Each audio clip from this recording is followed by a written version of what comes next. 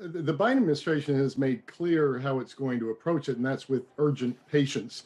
And first and foremost, President Biden sees the way to approach China is to strengthen the U.S. economy. So this $1.9 trillion COVID relief deal, an infrastructure bill that's going to follow that. And so you have to, first of all, heal your democracy, bringing more unity. You have to build up your economy, and then critically reach out to allies.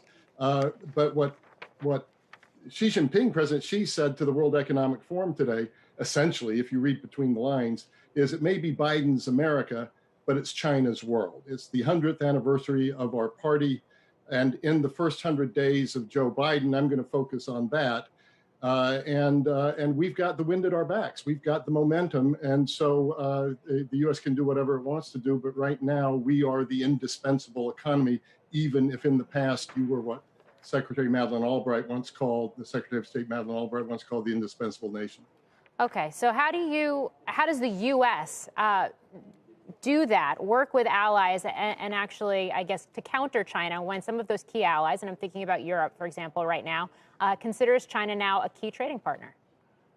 Well, it's going to be tricky, Morgan, because first of all, this statistic was very little noticed, but in 2020, China surpassed the United States as the European Union's leading trading partner.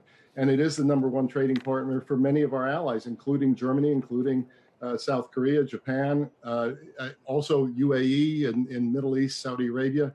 And so it's going to take patience for the United States to put itself back in play again. I think one of the things that the Biden administration will count on is Xi Jinping could end up overplaying his hand. He is concentrating more and more power in his own hands. And authoritarian governments tend to be brittle.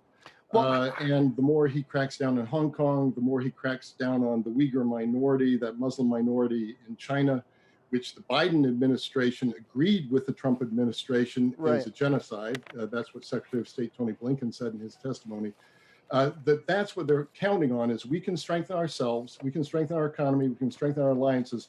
And in the meantime, China may hurt itself by over-concentrating Want to get one more question in here. Before the pandemic, China was already expanding its global influence with a lot of spending, infrastructure spending. The U.S. is spending a lot at home and probably not going to be in a position to spend a lot outside the U.S. Is that a problem for trying to counter China's influence?